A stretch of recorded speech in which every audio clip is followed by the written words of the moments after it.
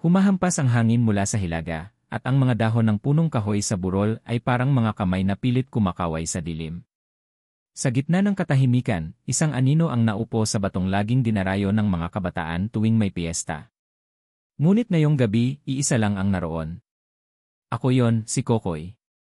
Walang ibang tunog kundi ang mahina at paulit-ulit na pagpitik ng pusporo. 3 beses ko nang sinubukang sindihan ang yosi, ngunit gaya ng mga pangarap kong matagal nang nauupos, lagi na lang naudlot. Isang malalim na buntong hininga. Hindi ako sinanay para maging bida sa sariling buhay. Palagi akong nasa gilid. Palaging may mas mahusay, si Arnel, ang kuya kong may makinis na dila at magaan ang loob sa lahat. Si Elna, ang bunso na kahit anong kapilyuhan ay napapatawad ng nanay at tatay. Ako ang bitbit ng lahat ng pagkakamali. Ako ang palaging kulang. Wala kang patutunguhan, Kokoy, madalas sabihin ng tatay ko bago siya pumanaw. At mula noon, para bang inukit sa dibdib ko ang salitang wala. Nakayuko ako habang binabagsakan ng sermon si Arnel, pagod na ako kakasalo sa kapalpakan mo. Si Elna, pinapagalitan ako dahil sa utang na hindi ko nabayaran. Mga mata ng kapitbahay na nakatitig, bulong-bulungan, tawanan kapag dumadaan ako. Ngunit ngayong gabi, hindi ako bulag. May kakaibang katahimikan sa hangin, parang may hinihintay. At sa gilid ng aking paningin, may kumilos. Isang matandang lalaki na may dalang baston, nakaputing barong na kupas, at sombrerong abuhin. Hindi ko siya kilala, ngunit ang mga mata niya ay tila matagal nang nakabantay. Magaan ang gabi kung marunong kang pumili, bulong niya, parang alinggaw ng hangin na hindi dapat marinig ng kahit sino. Napakurap ako. Wala na siya sa sumunod na saglit. Pagod pa rin ako, ngunit pinilit kong bumaba para tumulong sa maliit na tindahan sa kanto. Doon ko siya unang nasilayan ng mas malinaw, si Mandy. Dalagang kayumanggi, maamong mukha, at may tingin na hindi kayang ipaliwanag ng kahit anong sermon o pangungutya. Habang inaabot niya ang sukli sa isang bata, tumawa siya ng marahan, at parabang tumigil ang mundo. Wala siyang alam sa bigat ng aking pangalan. Hindi niya kailangan. Sa bawat pagyuko niya para ayusin ang mga delata, ramdam ko ang tahimik na awit ng mundong matagal nang ipinagkait sa akin, pagkilala. Mandy, Kokoy, ikaw ba ang nag-ayos ng bubong ni Aling Berta kagabi? Kokoy, nag-aalangan, konti lang pinakiusapan lang ako. Mandy, nakangiti, hindi konti. Malaki iyon para sa kanya. Ang bait mo. Hindi ko matandaan kung kailan huli akong pinuri. Sa ngiti niya, biglang gumaan ang pakiramdam ko. Ngunit kasabay ng liwanag na yon, naroon pa rin ang anino ng mga kapatid ko, lalo na si Arnel. Naupo kaming magkapatid sa harap ng mesa. Isang dim na bumbilya ang nagtatabing ng mga lihim na hindi sinasabi. May alok sa akin, biglang sabi ni Arnel. Hindi maliit na pera. Malaki. Kaya nating umangat. Umiling ako. Kung ano man yan, hindi ako interesado. Ngumiti siya, ngunit malamig. Hindi mo pa nga naririnig. May naghahanap ng babae. Hindi kung sino-sino. Kailangan nila ng malinis, mabuting dugo. Nanlamig ako. Kahit hindi ko pa naririnig ang buong detalye, ramdam ko ang bigat ng ibig niyang sabihin. Mga kamay ni Arnel na kumakapit sa balikat ko, mahigpit, para bang walang pagtakas. Ang larawan ni Mandy na pumapasok sa isip ko, siya ang tinutukoy. Ang boses ng matanda sa burol na bumabalik, magaan ang gabi kung marunong kang pumili. Ako, 7 taong gulang, nakatayo sa gitna ng ulan. May hawak na sirang laruan. Si Arnel ang nagtulak sa akin para iabot ang laruan sa basurahan. Kung hindi mo kayang magdesisyon, wala kang silbi, sabi niya noon. At ngayon, parehong tinig. Parehong lambat. Naroon ako, nakasilip mula sa dilim. Hawak ko ang lumang bag na ibinigay ni Arnel, puno ng perang pangako. Ang ilaw ng tindahan ay nakatutok kay Mandy, nakangiti habang pinapasok ang paninda. Hindi ko alam kung paano ako napadpad doon. Hindi ko alam kung sino ba talaga ang pinipili ko, ang sarili kong kapakanan o ang katahimikan ni Mandy. Ang hangin ay bumigat at may amoy na kakaibang dumampi, parang basang lupa na may halong kalawang. Sa gilid ng eskinita, may dumaan na sasakyang itim, mabagal na tila naghihintay. Hindi ko alam kung sino talaga ako. Anak ba ako ng kahirapan o biktima ng sariling kapalpakan? Baka ito ang pagkakataon ko para ipakitang may silbi ako kahit kapalit ay ang pagkawala ng kaisa-isang liwanag na kumilala sa akin. Habang nakatitig ako kay Mandy, narinig kong muli ang tinig ng matanda mula sa burol, malinaw ngayong gabi, ang isang maling hakbang ay magiging kwento ng buong baryo. At sa likod ko, marahan akong tinapik ni Arnel. Handa ka na ba, Kokoy? Itim. Fade out. Maaga pa lang ay mabigat na ang ulap sa langit, parang may binubuong sama ng panahon. Sa baryo, kahit walang ulan, ramdam ang pamimintig ng hangin. Ang mga bata ay hindi nagtatakbuhan gaya ng dati, at ang mga tindera sa palengke ay nagbubulungan, tila may alingas-ngas na ayaw nilang sabihin ng malakas. Ako naman, nakaupo sa harap ng aming bahay, hawak ang lumang tsinelas na malapit ng mapigtal. Ang mga mata ko'y hindi mapakali, paikot-ikot sa kalsadang halos walang dumaraan. Para bang inaantabayanan ko ang isang bagay na hindi ko naman gustong dumating. Lumapit si Arnel, nakaputing polo na may bahid ng mamahaling pabango na parang hindi bagay sa kanya. Tila ba ipinapakita niyang may hawak siyang kapangyarihan na matagal nang wala sa akin. Hindi na pwedeng umatras, Kokoy, malamig niyang sabi. Napatingin ako. Ano bang ibig mong sabihin? Ngumisi siya, at sa ngisi niyang iyon, para akong tinusok ng malamig na bakal. May nakakaalam na. Inaasahan na nila tayo. Kung umatras ka, hindi lang tayo mawawala ng pera. Mawawala rin ang respeto nila. At alam mo kung anong ibig sabihin yon. Ang isang lalaki, kapag umatras sa laban, hindi na tatawaging lalaki. Ang tinig ng tatay ko, parang dumadagundong sa tenga ko. Kahit matagal na siyang wala, bawat salita niya ay nakabaon sa akin, gaya ng mga peklat na hindi nawawala. Kung iniisip mo si Mandy, dagdag ni Arnel, mas marahan ngayon, mas mabuti pang hindi ka magpaka-sentimental. Hindi mo naman siya makukuha. Hindi para sa tulad mo ang isang tulad niya. Parang piniga ang puso ko. Totoo, wala akong laban. Sino ba ako para kay Mandy? Isang lalaking palaging kapos, palaging mali. Ngunit ang mismong pangungutyang iyon ang nagbigay ng kakaibang apoy sa dibdib ko, halo ng galit, sakit, at kakaibang pagnanais na patunayan na mali sila. Sa tindahan, abala si Mandy sa pagbibilang ng paninda. Ang liwanag ng hapon ay tumama sa kanyang mukha, at sa sandaling iyon, parang wala akong narinig na ibang tinig kundi ang tibok ng puso ko. Salamat kagabi, wika niya habang inaabot ang sukli sa akin. Salamat saan, tanong ko. Dahil hindi mo iniwan si Aling Berta habang bumabaha. Sinabi niya sa akin. Napayuko ako. Simple lang ang kanyang tinig, ngunit para akong tinubuan ng pakpak.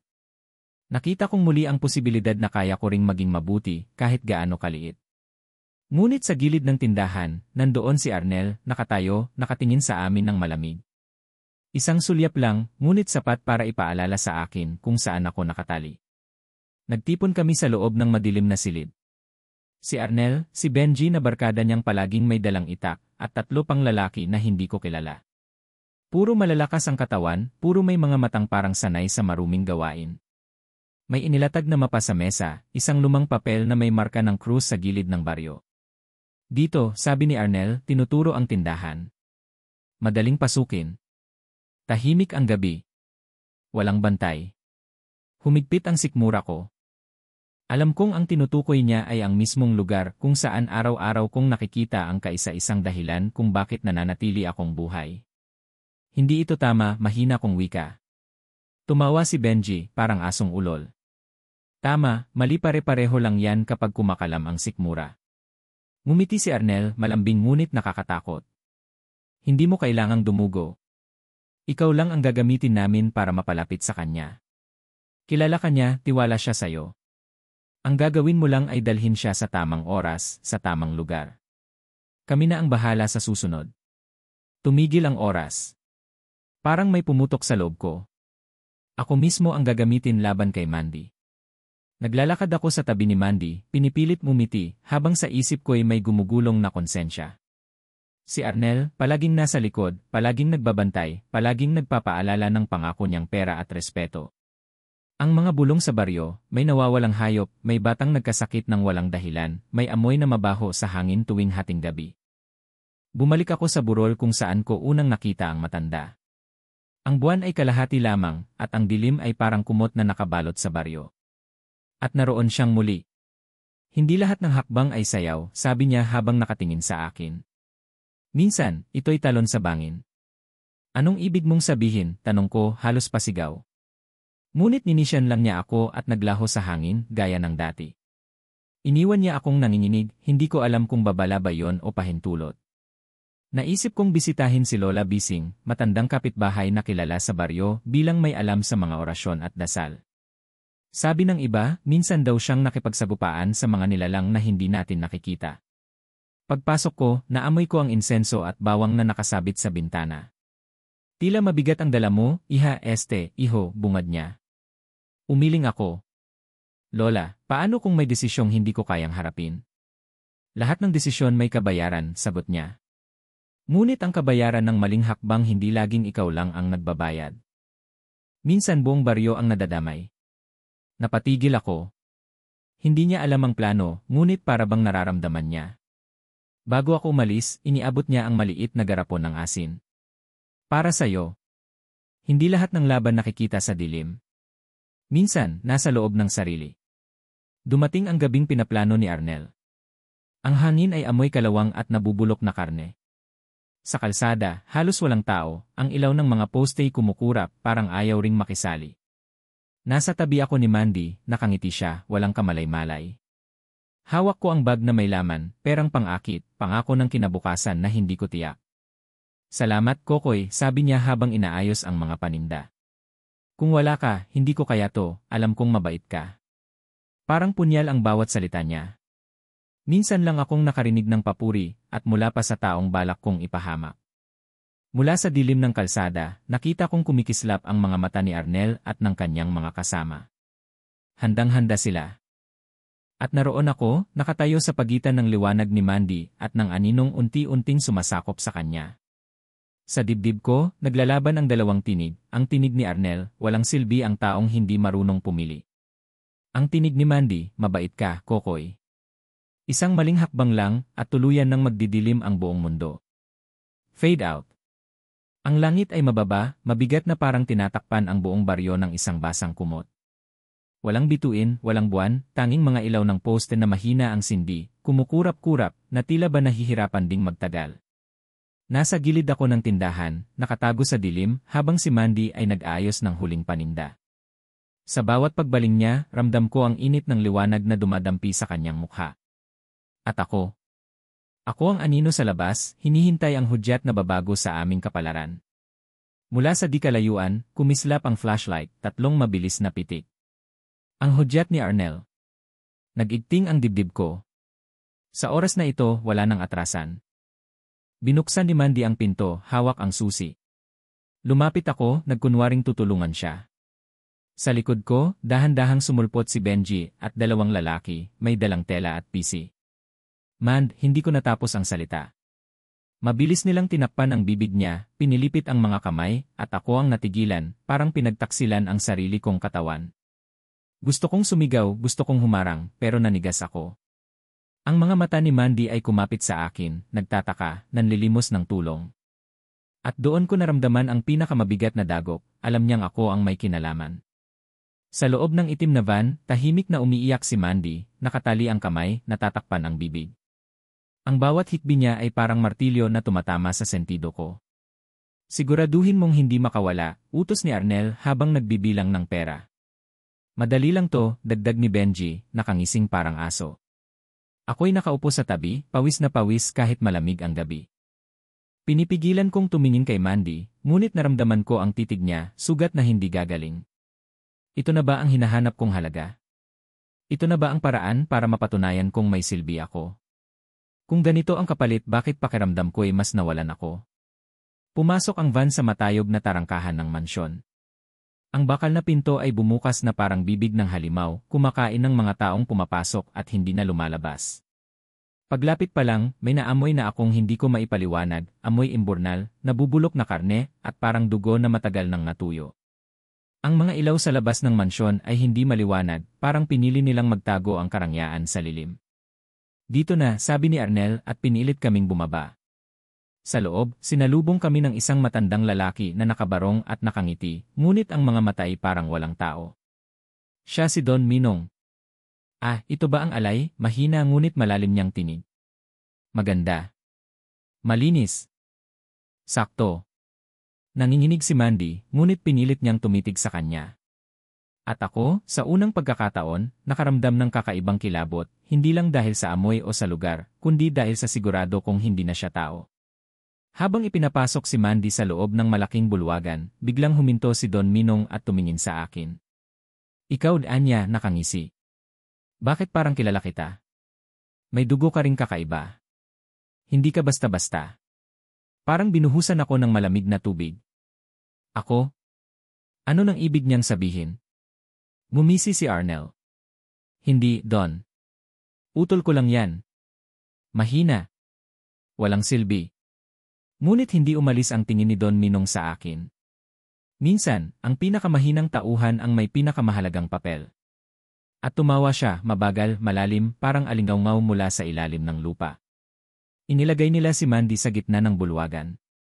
Sa paligid, nakapalibot ang mga kandila na kulay itim, at may mga simbolong nakaukit sa sahig, mga hugis na hindi ko mawari, parang mga mata na nakatitig sa kaluluwa. Habang inaayos ang lahat, narinig ko ang mahihinang pag-usal ng mga kasamang lalaki. Hindi ito simpleng seremonya, ito ay ritual. Biglang sumagi sa isip ko ang sinabi ni Lola Bising, lahat ng desisyon may kabayaran. Ngunit ang maling hakbang minsan buong baryo ang nadadamay. Nakatayo ako sa gilid, hindi alam kung aalis o lalapit. Sa bawat pag-ikot ng oras, nararamdaman ko ang tibok ng puso kong parang ginigiling ng gilingan. Sa kabilang panig ng bulwagan, dumampi ang mga mata ni Mandy sa akin. Hindi na yon tingin ng pag-asa. Tingin yon ang pagtatanong, bakit mo ko ipinagkanulo? At doon ako bumigay. Hindi ko na kayang tiisin. Habang nagsimula ang pag-usal ni Don Minong, dahan-dahan kong kinuha mula sa bulsa ang maliit na garapon ng asin na ibinigay ni Lola Bising. Pinisil ko yon, ramdam ang bigat ng desisyon. Isang hakbang pasulong. Ngunit bigla akong hinablot ni Arnel sa braso. Anong ginagawa mo, Kokoy? Bulong niya, galit ang mga mata. Hindi ako sumagot. Sa halip, binuksan ko ang garapon at itinapon ang asin sa gitna ng mga simbolo. Agad na nagliyab ang sahig, parang sinunog ng apoy na hindi nakikita. Nagsigawan ang mga kasama ni Don Minong, at siya mismo ay napaatras, sumisinghot na parang nasusunog ang laman niya. Traidor, sigaw ni Arnel, tinulak ako sa pader. Nagkagulo. Tumalsik ang mga kandila, naglaglagan ang mga kurtina, at ang buong bulwagan ay nabalot ng halimuyak ng nasusunog na balat. Sa gitna ng kaguluhan, nagsimulang matanggal ang tali ni Mandy, at nagawa niyang makawala. Takbo, sigaw ko, kahit ako mismo ay nanginginig. Hinawakan ko ang kamay ni Mandy at tumakbo kami palabas ng bulwagan. Sa likod namin, naririnig ko ang galit na sigaw ni Arnel, wala ka nang babalikan, Kokoy. Lahat tayo mamamatay dahil sa'yo. At higit pa roon, narinig ko ang tinig ni Don Minong, mabagal ngunit nakakapangilabot, hindi pa tapos ito. Ang sinumang lumalaban sa dilim lalamunin ng dilim. Habang binabagsakan namin ang pinto, lumabas kami sa bakuran ng mansyon. Ngunit hindi yon kalayaan. Sapagkat sa labas, nakapaligid na ang higit pang mga anino, mga nilalang na may pulang mata, mahahabang kuko, at amoy ng kamatayan. At doon ko napagtanto ang pinakamalaking twist, hindi pala si Mandy ang tunay na target ng ritual kundi ako. Fade to black. Tumakbo kami ni Mandy palabas ng bulwagan, hingal na hingal, habang ang mga apoy mula sa mga kandilang natumba ay nagsimulang lamunin ang kurtina. Ngunit sa halip na kaligtasan, sinalubong kami ng mas nakakatakot na tanawin. Sa bakuran ng mansyon, nakapila ang mga nilalang na parang tao, ngunit hindi nabuo. Mahahaba ang kanilang mga kuko, namumula ang mga mata, at ang balat nila ay parang basang balat ng bangkay. Ang ilan ay nakayuko, gumagapang sa lupa, samantalang ang iba'y nakatayo, nakangisi, naghihintay. Parang walang katapusan ang kanilang dami. Diyos ko, mahina kong bulong. Hinigpitan ko ang hawak kay Mandy. Hindi tayo makakalabas dito, umiiyak niyang sabi. Ngunit hindi ko siya binitiwan. Makakalabas tayo. Hindi ko nahahayaang ikaw ang masaktan. Mula sa loob ng mansyon, dumating si Arnel, galit na galit, pawisan, at may hawak na baril. Anong ginawa mo, Kokoy? Sigaw niya. Sinira mo lahat. Pinahiya mo ako sa kanila. Tumigil ako. Ang baril ay nakatutok sa akin, ngunit mas matalim pa ang mga salita niyang bumibira sa dibdib ko. Dahil sa'yo, wala na tayong halaga. Wala na akong mukha na maipapakita sa kanila. Kuya, malito. Hindi pera ang kapalit ng buhay, sigaw ko pabalik. Umisi siya ng mapait. Buhay. Sino bang nagbigay halaga sa buhay mo? Ako. Ako ang nagdala sa iyo dito para magkaroon ka ng silbi. Nanginginig ako. Totoo, matagal na akong walang saysay. Ngunit ngayon, hawak ko ang kamay ni Mandy, at ramdam kong may mas mahalaga pa sa lahat ng salaping pinangako ni Arnel. Sa biglang katahimikan, narinig naming lahat ang malamig na tinig mula sa loob ng mansyon. Hindi ko kailangan ng paliwanag, mga bata. Lumabas si Don Minong, mabagal ang hakbang, ngunit bawat galaw niya ay nagdudulot ng pag-atras ng mga nilalang sa bakuran. Para siyang hari ng gabi at lahat ng demonyo ay sumusunod. Ang mga mata niya ay nakatutok sa akin. Ikaw ang tunay na pakay. Hindi ang babae. Siya'y pain lamang. Nanlamig ako. Ako? Tumango siya.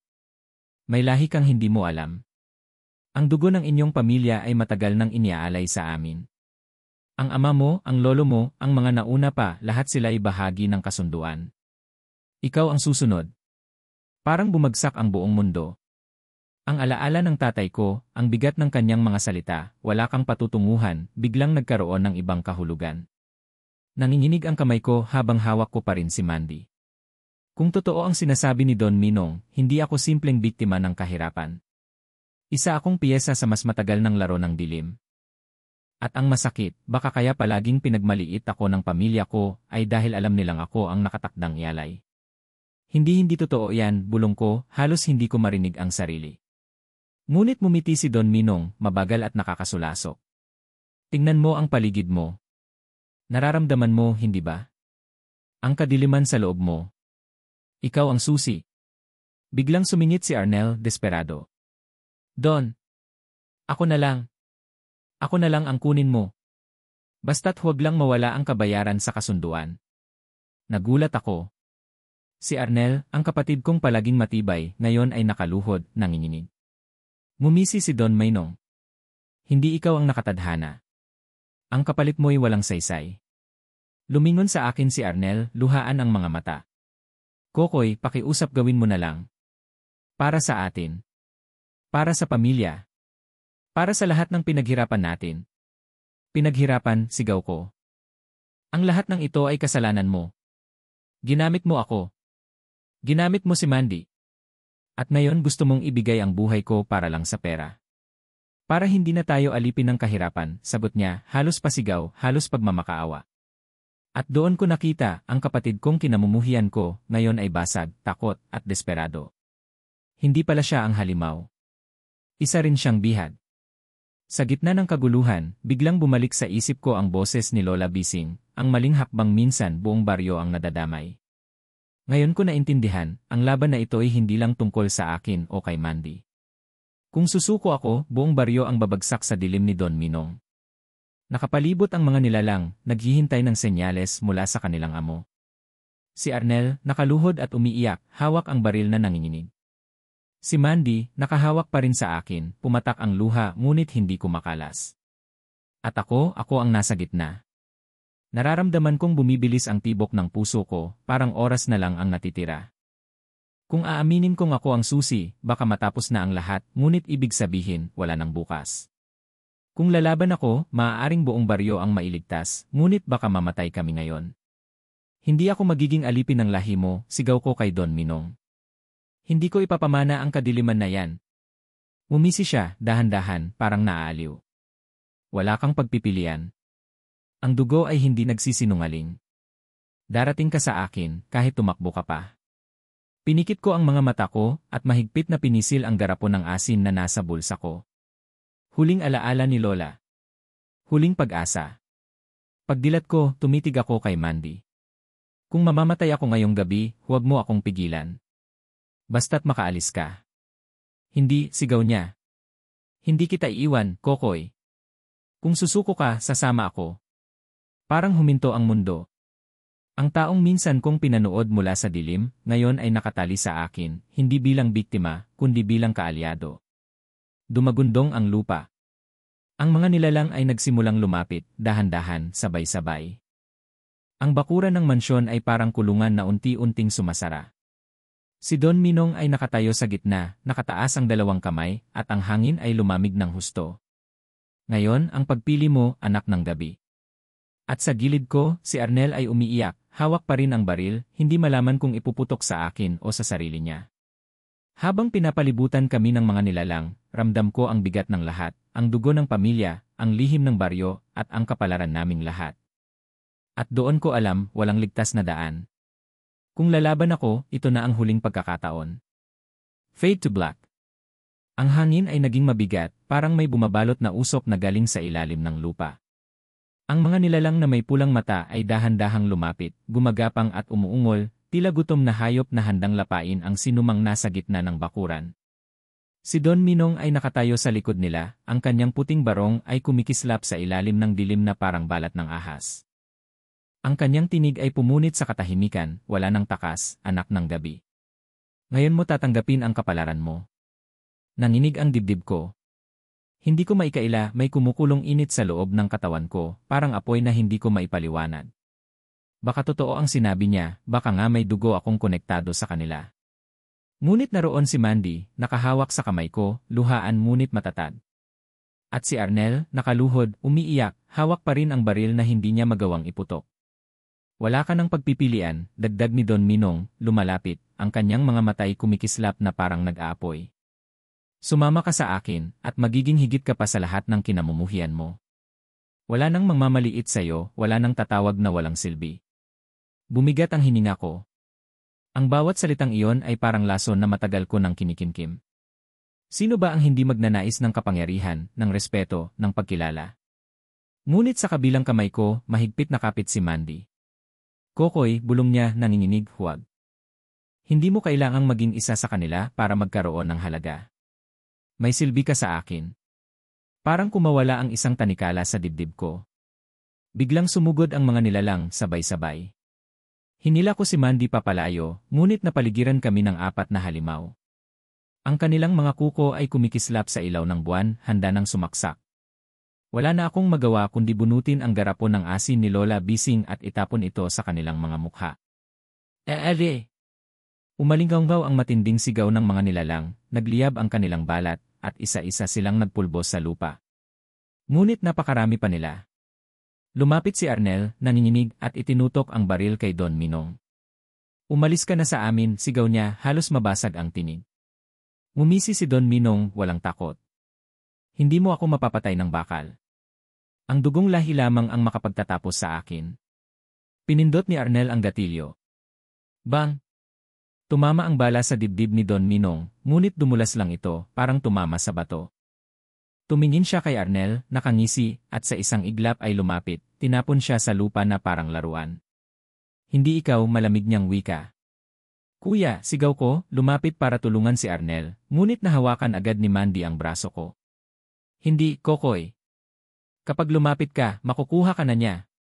Lumuluha si Arnel habang nakahiga sa putikan, hawak ang kanyang sugatang braso. Kokoy, bulong niya, patawad. Ginamit kita. Gusto ko lang magkaroon tayo ng halaga. At doon bumuhos ang lahat ng bigat sa akin. Ang kapatid kong palaging nanlalamang, ngayon ay basag, wasak, at humihingi ng tawad.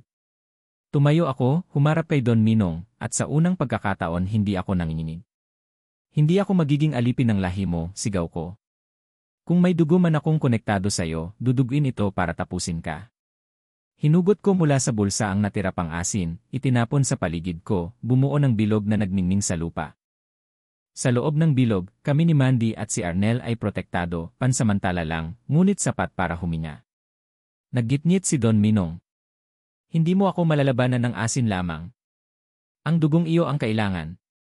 At bigla, naramdaman kong kumukulo ang dugo ko, literal. Ang balat ko'y nag-init, ang mga mata ko'y parang lumabo, at sa loob ko'y may boses na bumubulong, tanggapin mo. Maging isa sa amin. O mamatay ka nang wala. Napatingin ako kay Mandy. Siya ay umiiyak ngunit nakatayo, hindi tumatakbo. Kokoy, laban ka. Hindi mo kailangang maging sila para maging malakas. Tumitig ako kay Arnel. Ang kapatid kong minsang naging halimaw sa akin, ngayon ay basag at durog. At doon ko napagtanto, hindi ako isinilang para maging biktima o halimaw. Isinilang ako para pumili. Binuksan ko ang palad ko, at gamit ang natitirang asin, inihalo ko sa dugo ng sugat na nakuha ko kanina. Pinahid ko ito sa lupa, at ang apoy ay biglang nagliyab, mas maliwanag kaysa kanina. Kung dugo ko ang kailangan, sigaw ko, ako na mismo ang magtatapos sa sumpa mo. Tumakbo ako palabas ng bilog, diretsyo kay Don Minong. Sinaksak ko ang sarili kong palad gamit ang basag na bote, at itinaas ito sa kanyang mukha, sabay-saboy ng dugong may asin. Sumabog ang liwanag na parang araw sa gitna ng gabi. Ang balat ni Don Minong ay nagsimulang matunaw, ang kanyang anyo'y lumabo, mula tao, naging halimaw na may matutulis na pangil, hanggang sa unti-unting maging abo. Imposible, sigaw niya, habang ang kanyang katawan ay nilalamon ng sariling kadiliman. Ikaw ay dapat maging isa sa amin. Hindi ako ikaw, sagot ko, kahit nanginginig na ang boses. At hindi ako magiging ikaw kailanman. Sa huling sigaw niya, bumagsak si Don Minong, at ang mga nilalang na nakapaligid sa amin ay isa-isang nagpulbos, naglaho na parang usok na tinangay ng hangin. Tumigil ang hangin. Ang bakuran ng mansyon ay tahimik, tanging hininga naming tatlo ang naririnig. Nalaglag ako sa lupa, nang hihina, habang si Mandy ay agad lumapit, hinawakan ang aking sugatang kamay. Kokoy! Huwag kang magsara ng mata. Hindi pa tapos? Si Arnel ay gumapang papalapit, luhaan, nanginginig. Utol, patawarin mo ako. Kung hindi dahil sa'yo tapos na tayong lahat. Hindi ko na masabi kung ano ang nasa dibdib ko. Galit, awa, pagmamahal, lahat sabay-sabay. Ngunit isang bagay ang malinaw, sa kabila ng lahat ng pagkakamali, pamilya ko pa rin siya. Pinikit ko ang mata ko, pagod at sugatan, ngunit may kakaibang gaan sa dibdib. Sa unang pagkakataon, hindi ako walang silbi. Ako ang pumili. Ako ang nagtapos. At sa tabi ko, si Mandy, buhay, humihinga, at hawak pa rin ang kamay ko. Fade to black. Pumutok ang unang sinag ng araw sa ibabaw ng mansyon na minsang naging kuta ng kasamaan. Ang hangin, nakagabi amoy bulok at dugo, ngayon ay may dalang simoy ng damo at hamog. Para bang nilinis ng liwanag ang lahat ng bakas ng dilim, ngunit hindi agad matatangay ang bigat sa loob ko. Nakaupo ako sa putikang bakuran, duguan ang kamay, nanginginig ang katawan. Si Mandy ay nakayakap sa akin, mahigpit, para bang baka maglaho ako kapag binitiwan niya. Si Arnel, nakaupo sa hindi kalayuan, sugatan at basag, nakatungo, walang imik. Tahimik. Walang halimaw, walang sigaw, walang kulog. Ngunit ang katahimikang iyon ay hindi kapayapaan. Isa itong buntong hiningang mabigat, para bang naghihintay kung may susunod pa. Tinulungan ako ni Mandy tumayo. Mabigat ang bawat hakbang naming palabas ng bakuran. Sa likod namin, unti-unting gumuho ang lumang mansyon, parang abo na dinadala ng hangin. Sa bawat pagbagsak ng bato, para bang isang kasaysayan ng kasamaan ang tinatapos. Walang nagsalita habang naglalakad kami pauwi. Tanging mga ibon sa malayo at mga sanga ng puno ang gumagalaw. Ngunit sa loob ko, dumadagundong ang mga tanong, bakit ako? Bakit ang dugo ko? At kung nawala si Don Minong, tapos na ba talaga? Nang makita kami ng mga tao, nagsimula ang bulungan. Ang mga matatanda ay nag-antanda, ang mga bata ay nagtago sa likod ng kanilang mga magulang. Anong nangyari? Tanong ng isang babae. Bakit sila duguan? Bulong ng isa pa. Nasaan ang mga halimaw? Wala akong naisagot. Si Mandy lang ang tumingin sa kanila at mahina ngunit matatag na wika, tapos na. Wala na. Ngunit alam naming tatlo, ako, siya, at si Arnel, na hindi ganoon kasimple. Dinala ako ni Mandy kay Lola Bising. Nakaupo siya sa kanyang lumang silya, hawak ang rosaryo, para bang matagal na niyang hinihintay ang aming pagbabalik. Tama ang hinala ko, wika niya. Ikaw ang susi. Napayuko ako. Kung ganon, may posibilidad pa bang bumalik sila? Ang kasamaan ay hindi lubos na nawawala, sagot ni Lola. Ngunit may pagpipilian ka na ngayon. Ang dugo mo'y hindi sumpa kung gagamitin mo ito para magtanggol, hindi para maghari. Hinawakan niya ang sugatan kong palad at tinakpan ng puting tela. Mabigat na pasanin, anak.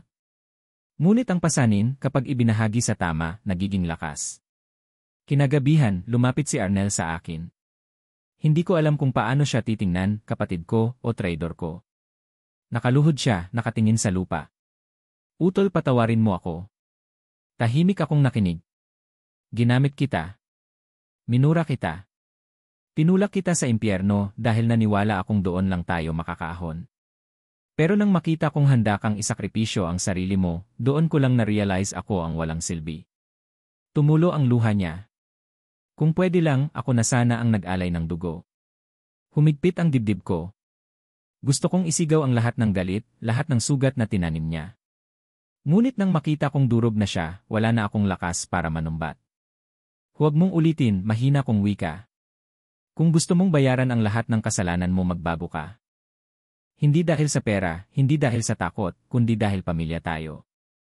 Umiyak siya, at sa unang pagkakataon, nakita kong totoo ang luha niya. Paglabas ko ng bahay ni Lola, nadatnan ko si Mandy sa ilalim ng punong santol, nakatingin sa langit. Nilapitan ko siya. Bakit hindi ka tumakbo? Tanong ko. Pwede mo namang iwan ako. Tumingin siya, may luha ngunit may ngiti. Kasi hindi kita nakikita bilang walang silbi.